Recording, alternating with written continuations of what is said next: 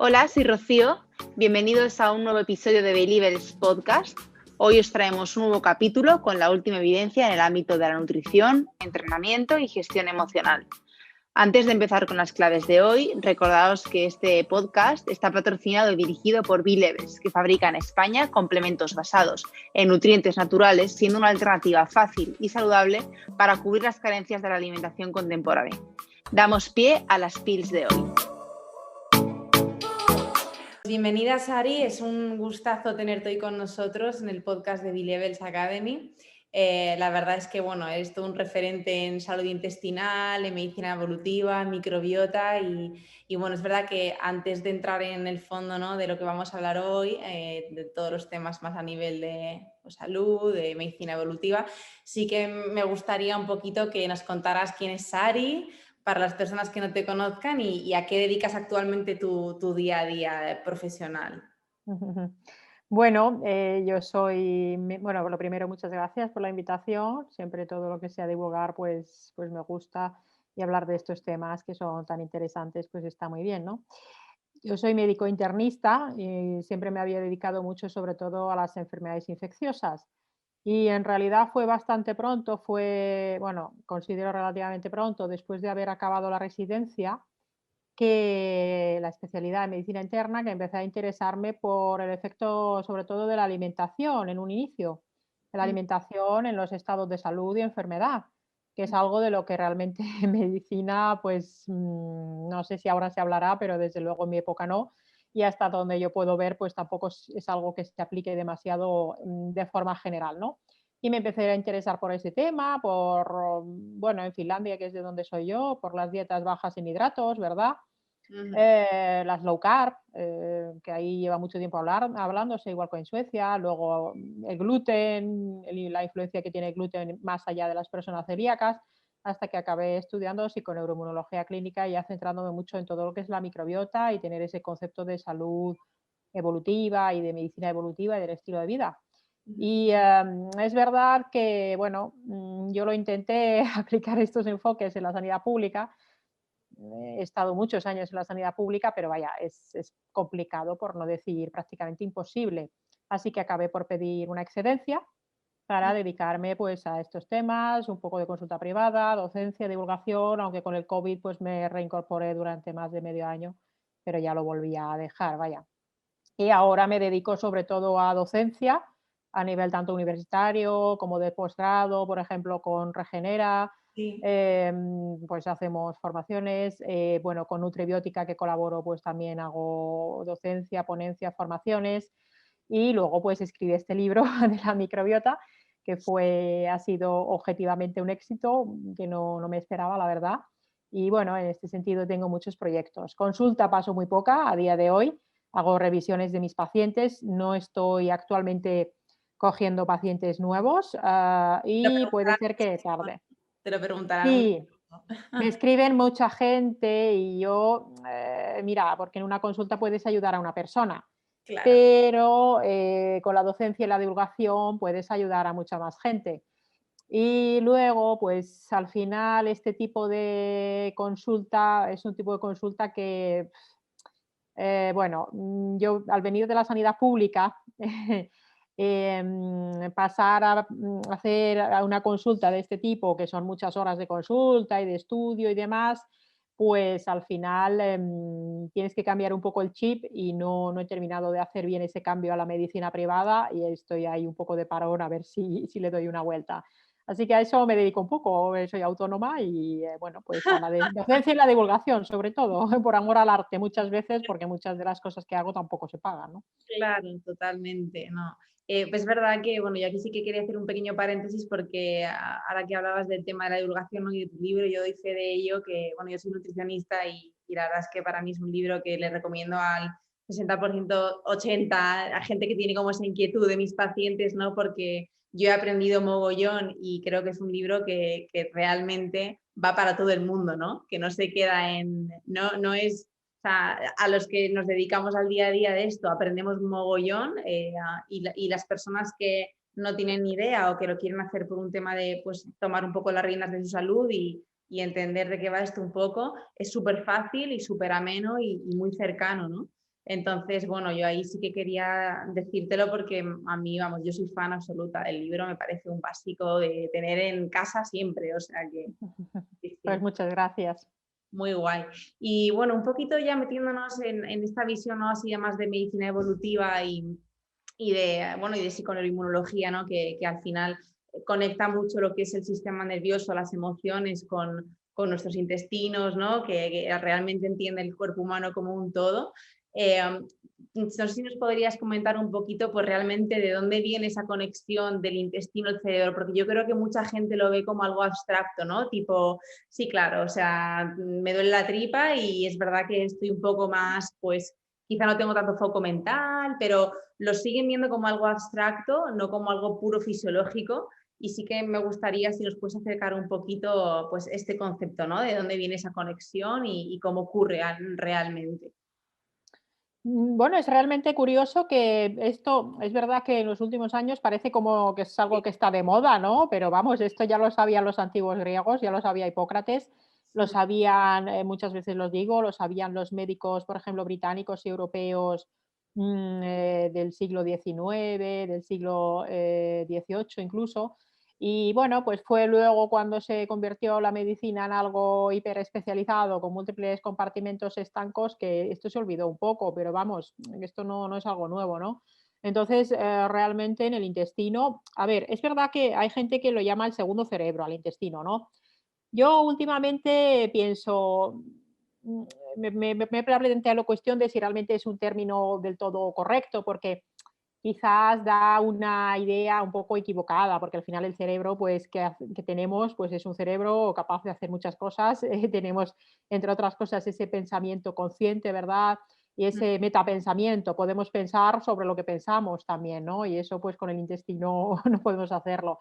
Pero es verdad que tenemos ahí pues el sistema nervioso entérico, que son 500 millones de neuronas, que evidentemente toda esta programación de las conexiones entre el intestino y el cerebro ya se configuran en el útero materno, con todo lo que ello implica en cuanto a que lo que pasa en el útero materno, por las influencias epigenéticas, ambientales, de cómo se alimenta la madre, de en qué ambiente vive la madre, pues ya esa conexión ya se establece según esas condiciones ambientales, ¿no? En realidad, desde un punto de vista evolutivo, hablabas de medicina evolutiva, si lo pensamos, se me acabó de ocurrir ahora, tiene mucho sentido que el intestino y el cerebro estén tan unidos, porque al final todo lo que recibimos del exterior tiene que pasar o bien por nuestros órganos de los sentidos y llega al cerebro, es decir, pues captar cómo está el ambiente, qué tiempo hace, pues si hace frío o calor, si hay comida disponible o no la hay, pues todo eso llega a nuestro cerebro, ¿no? Pero luego todo lo que ingerimos pasa por el intestino. Y claro, es súper importante que el cerebro sepa qué es eso que estamos ingiriendo, que el sistema inmunitario también sepa qué es lo que estamos ingiriendo, qué es lo que nos llevamos a la boca y qué es lo que va a pasar al interior de nuestro organismo, porque al final comemos muchas veces a lo largo de nuestra vida, ¿no? Entonces, por eso es que hay unas conexiones directas desde el intestino al cerebro y al sistema inmunitario, lógicamente también, pues para que continuamente se esté captando qué tipo de nutrientes estamos recibiendo. De hecho, hay unas neuronas que se llaman neuropods porque es como una célula que tiene como un pie, no son neuronas, perdón, son unas células que conectan directamente a las neuronas y es una vía directa porque conecta con una neurona que va directamente al cerebro y el cerebro sabe exactamente los nutrientes que están entrando al intestino de forma directa. Y aparte de esto, pues en el intestino se fabrican un montón de sustancias por la propia microbiota, por nuestras células. Esas sustancias pueden llegar o no al cerebro, porque no todas atraviesan la barrera hematoencefálica. Por ejemplo, la serotonina que hacemos en el intestino no llega al cerebro en condiciones normales. Y luego está el nervio vago.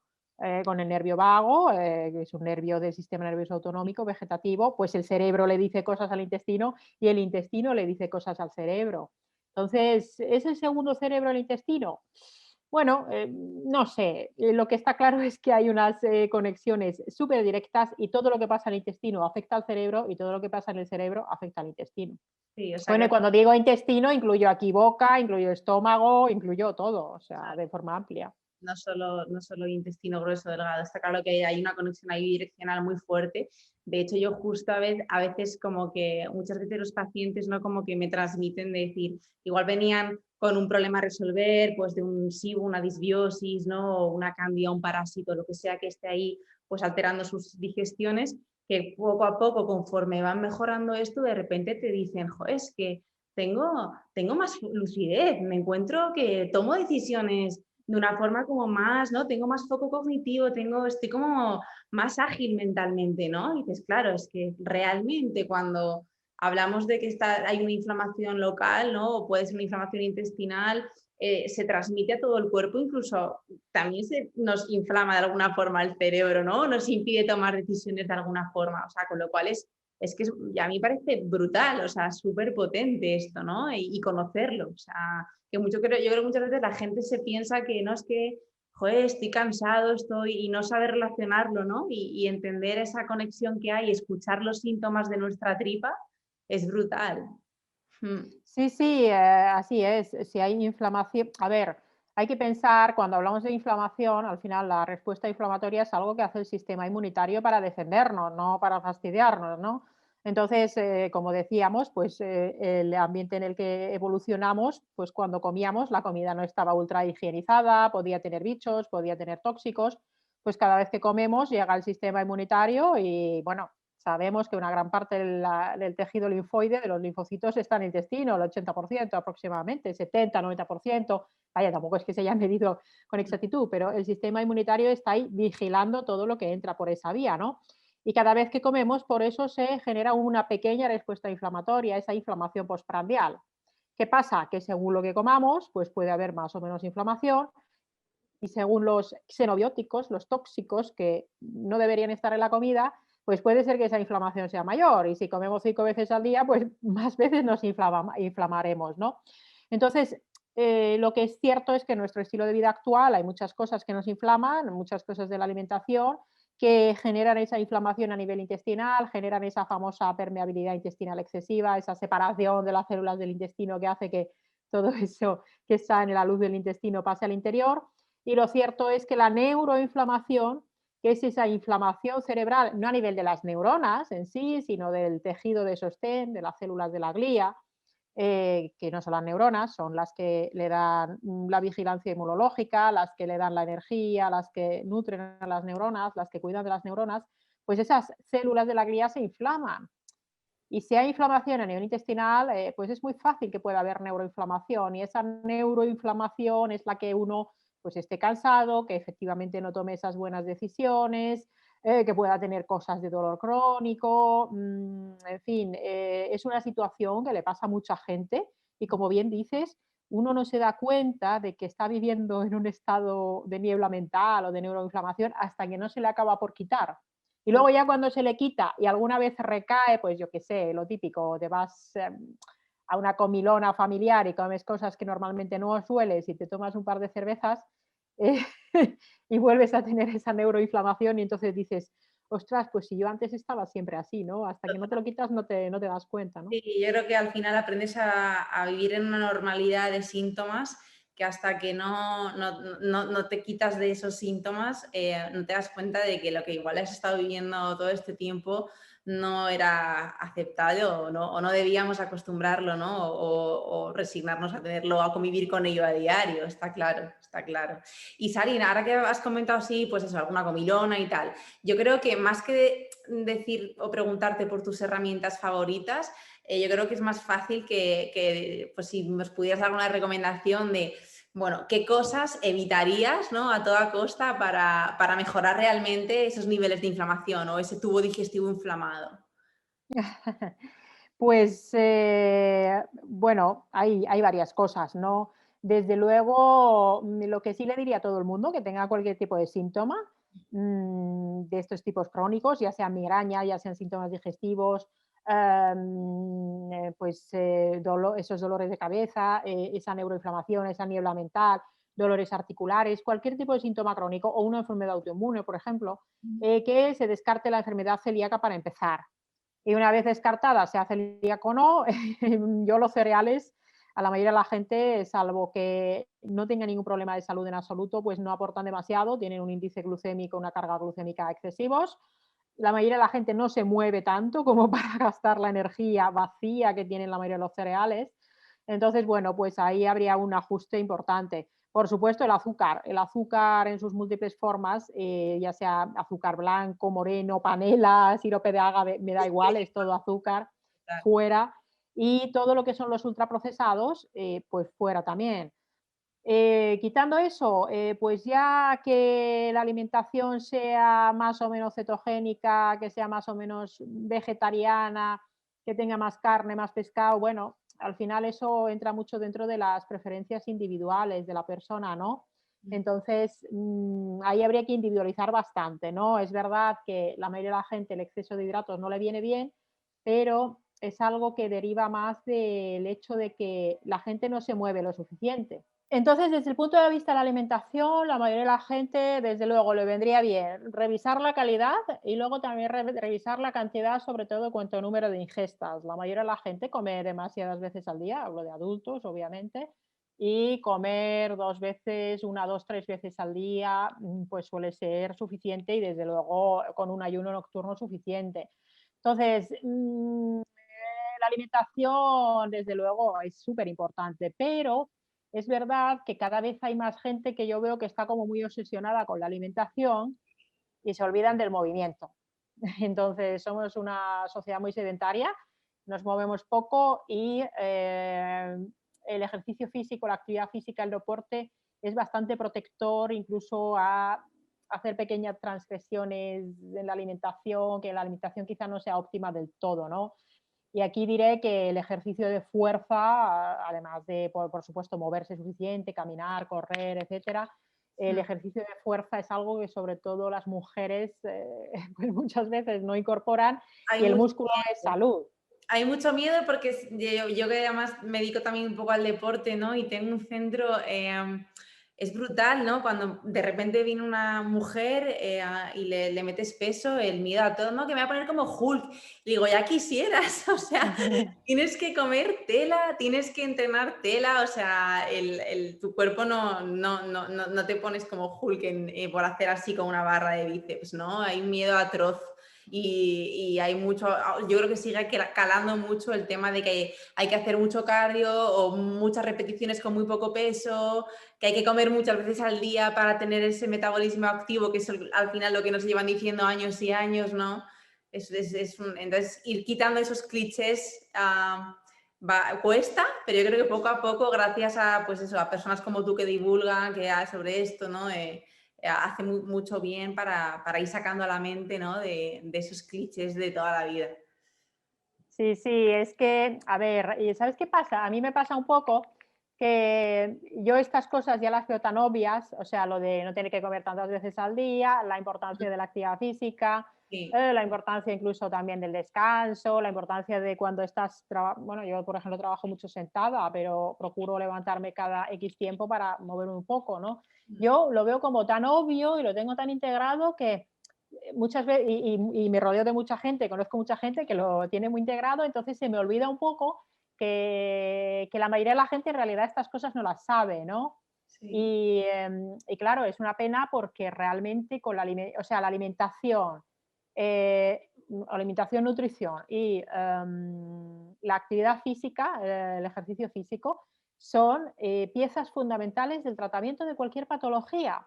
Pero Lo vivimos más en barato que una... hay. Es lo más Claro, barato. y es que es prevención y es tratamiento, y no es solo prevención, es también tratamiento. Y muchas veces cuando ya se llega a la patología, si tú estudias desde pues, los libros de medicina o incluso si revisas las últimas guías de práctica clínica de cualquier patología, pues a lo mejor le dedican un parrafito, si es que dicen algo, a este tipo de cosas, pero básicamente se van a lo que es el fármaco, el fármaco, el fármaco, y con patologías, por ejemplo, pues, qué sé yo, la espondilartropatía, por ejemplo, la artritis reumatoide, pues sacan las guías de práctica clínica de las sociedades científicas y no dicen nada de estas cosas prácticamente, o no dicen la importancia, por ejemplo, de la microbiota o la importancia de la salud oral, que es otra cosa que está totalmente olvidada, ¿no?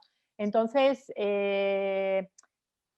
estas cosas son súper importantes, yo las tengo como muy integradas, las veo muy obvias, pero lo cierto es que queda mucho por hacer todavía, tanto de cara a los pacientes como a la población general en prevención, como a los propios profesionales. Sí, sí, totalmente. Y es genial que un médico, que además que has estado también en la sanidad pública, ¿no? Que lo diga, ¿no? Porque yo muchas veces estoy en conversaciones y me tachan como, joder, es que tú eres una hater del sistema sanitario. Y digo, no, o sea, la farmacología está y tiene su función y está para algo. Pero creo que muchas veces, pues eso, nos perdemos olvidamos lo más básico que hay y lo más económico para todo el mundo, ¿no? Y luego a partir de allí ya la medicina tiene su, pues evidentemente salva vidas, ¿no? Pero claro, con una base ya también de que todos podemos hacer, y al final esto es decisión de cada uno y es de que cada uno tome las riendas de su salud, porque nadie va a salvarte la vida, ¿no? Está claro.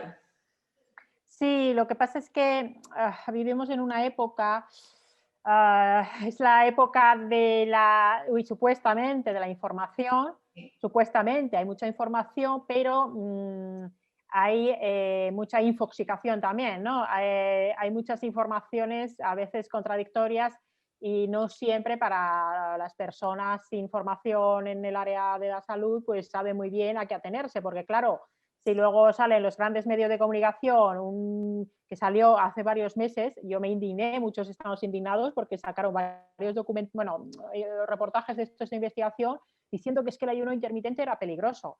Por eso, por ejemplo, a mí últimamente, con el libro me han hecho muchas entrevistas en prensa y me preguntan, ¿qué piensas del ayuno intermitente? Y yo siempre digo, pues es que no se debería ni llamar así. No se debería llamar de ninguna manera, porque es lo fisiológico, lo natural. Entonces, cuando a las cosas fisiológicas y naturales empezamos a ponerles nombre, pues parece que es algo raro, ¿no? Cuando realmente para el ser humano lo fisiológico, lo natural es hacer un ayuno nocturno largo, o a veces estar 24 horas incluso sin comer. Eso es lo evolutivo, ¿no? Entonces, en el momento o el moverse, en el momento el que a dar 15.000 pasos al día, pues a eso le llamamos ejercicio físico, o decimos que con caminar 20 minutos al día, que salió hace poco, una noticia, dicen, es suficiente con caminar 20 minutos al día. Yo pensaba, qué barbaridad, pero ¿cómo dicen eso? Es que con eso no vas a ningún lado. Entonces, realmente falta mucho por hacer y es una tarea muy ardua porque, por ejemplo, ahora con el tema del COVID, los que divulgamos sobre la importancia de cosas como la alimentación, el ejercicio físico o la vitamina D, pues incluso hemos llegado a recibir ataques como que nos vienen a decir, eres negacionista, dices, pero vamos a ver, lo que te estoy diciendo, esto es adicional, o sea, esto no es sustituto de nada, sino que se trata de tener ese enfoque 360 grados y hacer pues un enfoque global, ¿no? Entonces, bueno, aquí hay muchas cosas y es que esa visión farmacocentrista que hay todavía en la medicina y una visión incluso muy centrado en el médico, ¿no? Es lo que a mí me parece un problema. Y en la sanidad pública, es verdad que mucha gente no tiene dinero o capacidad de ir a la sanidad privada, pues pensemos que en la sanidad pública pues prácticamente no hay. Yo no he conocido ni un nutricionista, he estado en 9 hospitales de la Comunidad de Madrid. No hay, o sea, hay fisioterapeutas, pero hay muy pocos, están para traumatología y para neurología, poco más. Psicólogos prácticamente no hay.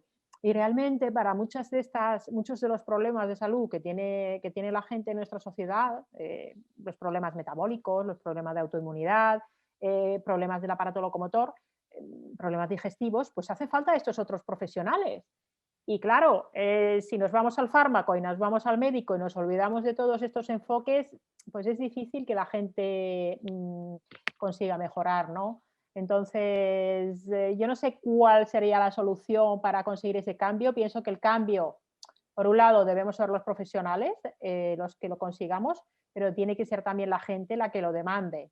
Porque desde arriba, desde la industria farmacéutica, que es la que está muy metida también en todos estos temas, no van a luchar por este tipo de cosas porque obviamente a ellos no les va a beneficiar. Claro, totalmente, totalmente.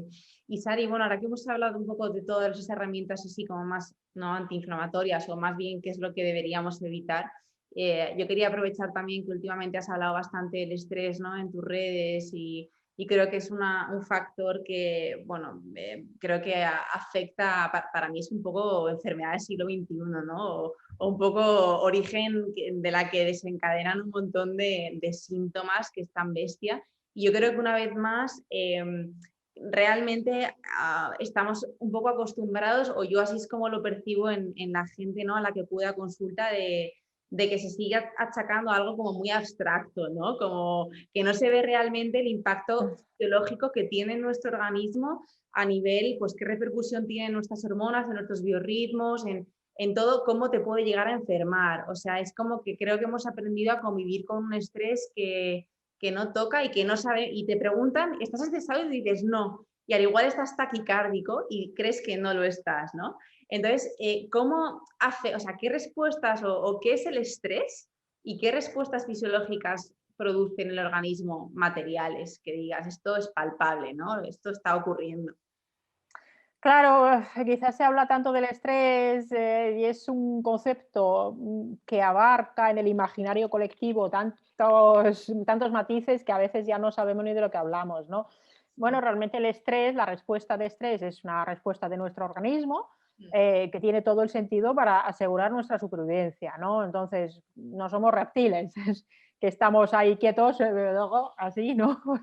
para huir de los problemas, ¿no? Somos unos seres que nos hemos adaptado muy bien a resolver problemas. Eso al final es la inteligencia. Entonces, en nuestra evolución, los problemas que podían poner en peligro nuestra supervivencia, pues tenían que ver con pues tener que encontrar comida, tener que encontrar agua y tener que afrontar pues, los peligros del entorno, ya fuera un depredador o una serpiente o pasar frío o calor, ¿no? Entonces, la respuesta de estrés al final es que nuestro organismo, nuestro cerebro, pues capta pues estas cosas que ponen en riesgo nuestra supervivencia y el cerebro pone en marcha respuestas para que solventemos los problemas, ¿no? Entonces, ¿cómo lo hace? Bueno, es verdad que las respuestas de estrés más fisiológicas, más inmediatas son la huida o la lucha, ¿no? Entonces, ¿en qué consiste eso? Pues el cerebro capta, oye, pues ahí viene un tío que me quiere pegar, o viene un león y tengo que salir corriendo. O el Entonces, jefe el que me cerebro... grita, que es más de hoy en día, ¿no? El jefe me está gritando y tengo que activarme, ¿no? Aguantarme, claro, pero hoy en día, pues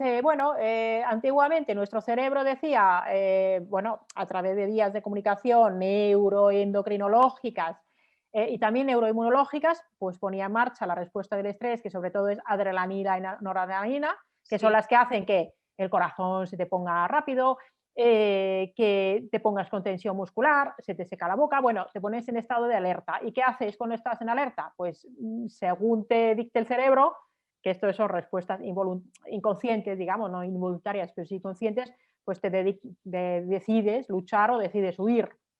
Hay gente que se queda freeze, que se queda paralizada, pero es porque ahí entra el sistema reptil, que es más del parasimpático, ¿no?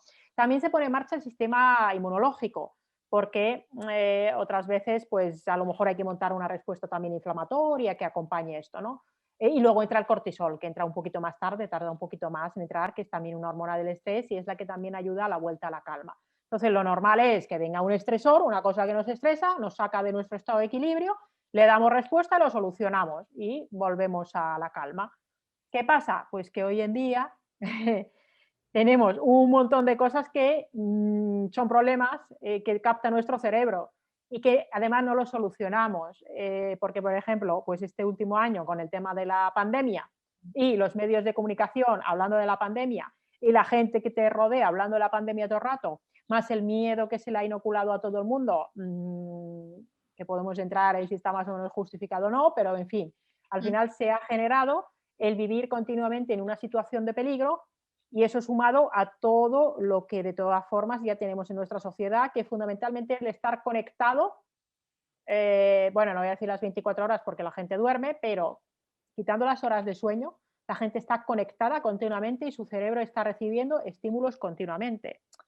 Y uno podría pensar, bueno, pero porque yo vea unas fotos en Instagram, eso no me estresa. Bueno, al final son estímulos que estás recibiendo y sobre los que no estás actuando de ninguna de las maneras. Entonces, ahora lo que está en nuestro cerebro, en nuestro organismo, es continuamente en un estado de alerta, pero sin hacer nada, porque nos movemos poco y al final el movimiento es fundamental para solucionar los problemas. y tampoco solemos huir, no hay donde huir de la pandemia, por ejemplo, y tampoco luchar, porque hoy en día la lucha al final es violencia, ¿no? Y la violencia, yo no digo que haya que ser violento, pero es verdad que la violencia, pues al final, aunque sea haciendo artes marciales, pues es una vía de escape, ¿no? Entonces estamos continuamente recibiendo estresores y se nos queda ahí y no le damos salida ninguna y además no solucionamos nada. Y esto a largo plazo, bueno, pues continuamente, día tras día, todos los días de seguido, hace que nuestro sistema neuroendocrino e inmunológico esté continuamente en alerta y con los ejes de estrés activados. Y esto genera enfermedad. Claro, inflama y etcétera. Claro, porque realmente el estrés como tal, o sea, no todo el estrés es malo, ¿no? De hecho, nosotros toda la adaptación y todos hemos ido mejorando, ¿no? A nivel evolutivo gracias a pequeños estresores que hemos sabido sobreponernos a ellos. O sea, que no, el estrés no es que sea el malo de la película, el problema no es cuando vivimos constantemente en un estado de alerta crónico y eso al final es lo que te genera la inflamación o lo que puedes encadenar en diferentes, se puede manifestar de diversas formas, no solo a nivel inmune, ¿no? Sino también a nivel, pues eso, con enfermedades de todo tipo, ¿no? Incluso a nivel cardiovascular, metabólicas o lo que sea, ¿no? Sí, Sí, sí. sí, además que precisamente uno de los problemas es que esos estresores fisiológicos ancestrales ya no los tenemos. Claro. Ya no pasamos nunca hambre, no pasamos nunca sed, hay gente que incluso ha perdido el mecanismo de la sensación de la sed, Sí. no solemos pasar ni frío ni calor, vivimos demasiado cómodos y esa comodidad fisiológica excesiva es la que también nos enferma. Tenemos esos estresores crónicos modernos, pero no tenemos los estresores agudos Sí. ancestrales. Sí, sí, total. De hecho, se ha puesto muy de moda, ¿no? Y creo que tú tienes también un podcast de hablando del frío, ¿no? Hay un chico que habla muchísimo. Sí, No, Luke Wills, Luke Wills. eso. Y de hecho, vamos, yo es una técnica que uso muchísimo, sobre todo en autoinmunes, ¿no? Hipotiroidismo, que se ha visto los beneficios que tiene de exposición al frío tan fuerte, ¿no? De ellos que suelen tener mucha sintomatología de mucho frío, etcétera.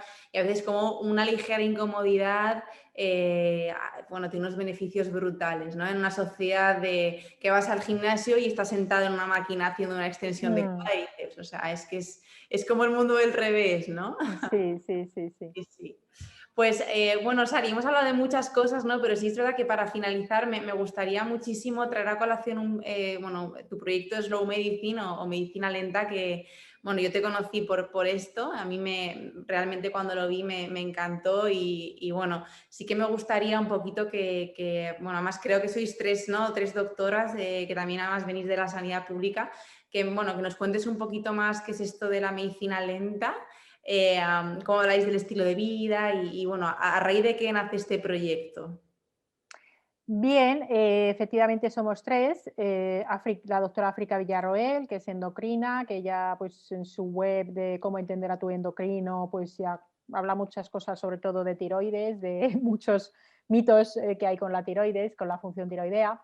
Y la doctora Susan Judas, que efectivamente está en la sanidad pública también, en medicina familia, y bueno, las tres nos conocimos por redes, de hecho. Nos conocimos, bueno, yo a Susan, por ejemplo, en el grupo de Marcos Vázquez, creo que fue, Sí, de Fitness Revolucionario. Entonces, bueno, pues teníamos intereses en común y pensamos que estaría bien, pues, no solo quejarnos, ¿no? Porque cuando algo no te gusta como está, pues no hay que caer en la autocomplacencia. O sea, la sanidad pública pues tiene muchas cosas buenas, pero tiene cosas mejorables. Pues en vez de estar todo el día quejando de, sí, pues es que esto está muy mal, bueno, pues pensamos que si no, como dicen, si no formas parte de la solución es que eres parte del problema. eso Y al final la divulgación y el empoderar a la gente con información, pues nos pareció una buena vía y decidimos poner en marcha este proyecto que de momento es un podcast y más, aunque sí, nuestra idea sería hacer alguna cosa de formación para pacientes, por ejemplo, profesionales.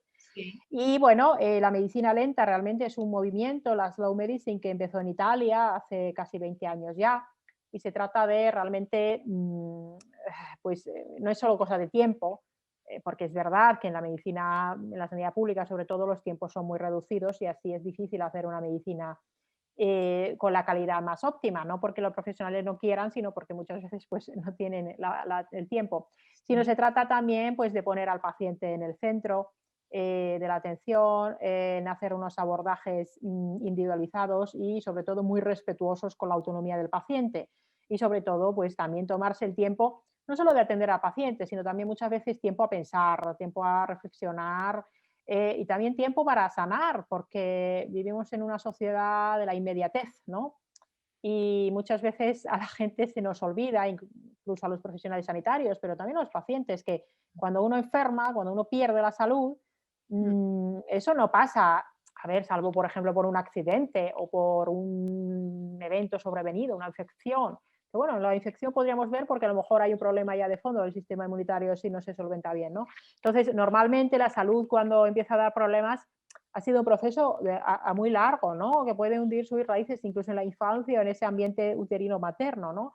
Entonces, conseguir sanar cuando ya han aparecido los problemas, pues tampoco es un proceso rápido, ¿no? Y más si queremos buscar la sanación, más que empujando, como se hace muchas veces con los fármacos, que curar tampoco suelen curar, sino paliar más bien síntomas o mantenerle a uno pues, en un estado adecuado. Si hay que usar fármacos, habrá que usarlos, pero de fondo hay que hacer un trabajo con esa alimentación, con ese ejercicio físico, la optimización metabólica, que consiste muchas veces en dar todos esos micronutrientes que si no están en cantidades adecuadas va a ser imposible la sanación.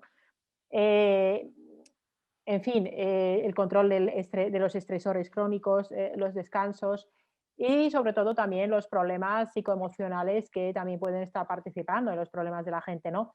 Entonces, lo que se cuajó como enfermedad a lo largo de años o de décadas incluso, solucionarlo en una semana, en 2 semanas o 2 meses es difícil. A veces el camino de la sanación puede ser largo, de años incluso, o a veces incluso no llegas tampoco a estar en un estado óptimo de salud.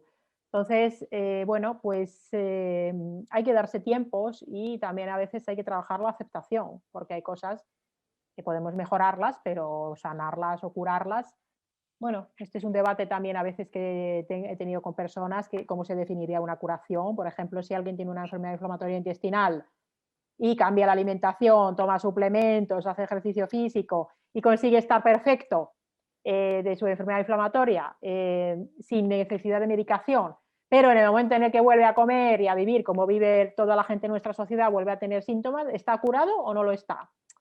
Entonces, a mí no me interesa tanto quizás esa definición de curación y los tiempos en que sea rápido, sino que la persona pues adquiera esa información y comience ese camino de la salud como un proyecto de vida a largo, que Sí. tendrá altibajos, porque estar perfecto siempre, incluso la gente que nos cuidamos de, pues como mejor sabemos, no siempre en nuestra sociedad No es fácil todo estar está a bien. nuestro control, totalmente, totalmente.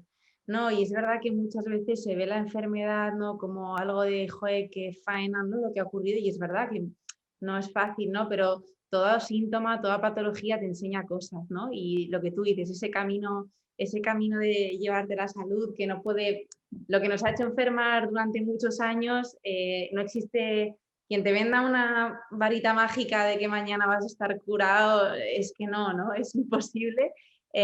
Y tampoco la enfermedad ha venido a tu vida para enseñarte esto. Quizá esos síntomas te tienen mucho que enseñar y bueno, yo conozco muchísima gente, ¿no? Incluso yo lo he vivido en mis carnes, que llegas a dar las gracias a esto que te está pasando, aunque no esté resuelto del todo, porque precisamente gracias a esto muchas cosas de tu vida, ¿no? Si aprendes a mirarlo con otro enfoque y me parece brutal y súper interesante ese enfoque de, jolín, que al final el camino hacia la salud implica tratar muchas cosas, no te puedes quedar solo en lo que comes o en lo que mueves o en cuánto te mueves, que es que quizá también hay que trabajar aquí, ¿no? En la parte más emocional, hay que trabajar tus relaciones con los demás, hay que trabajar un montón de cosas que no se quedan en lo puramente físico, ¿no? Que al final muchas veces es lo más cómodo, ¿no? Lo más cómodo es tomarte un suplemento y que tu digestión Sí. se vaya, pero no es a veces lo más, pues eso, lo que te va a sanar a largo plazo, ¿no? Yo en mi experiencia, que son bastantes años de experiencia clínica, lo tengo súper comprobado. Sí. Además, muchas veces se ve en el perfil del paciente, muchas veces se ve si su problema es fundamentalmente muy orgánico. Si ponemos hasta qué punto, yo qué sé, hasta qué punto los problemas, los síntomas vienen de algo muy orgánico, con poco problema emocional, psicoemocional, eso se suele ver y el propio paciente muchas veces lo intuye. Entonces, hay pacientes que estos, pues muchas veces el típico que a lo mejor ha ido 10, 20 profesionales diferentes y siguen la búsqueda infinita.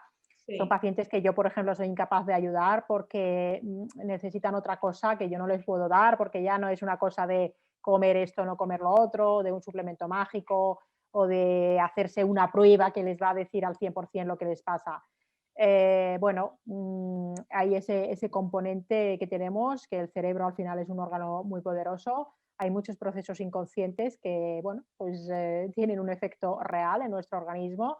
Con esto no digo tampoco que nadie se vaya a curar solo con la fuerza de su cerebro y solo con un psicólogo, obviamente. totalmente. Esa dualidad mente-cuerpo pues no es tal, somos un ser, un holobionte, igual que la microbiota es importante, pues es todo importante, ¿no?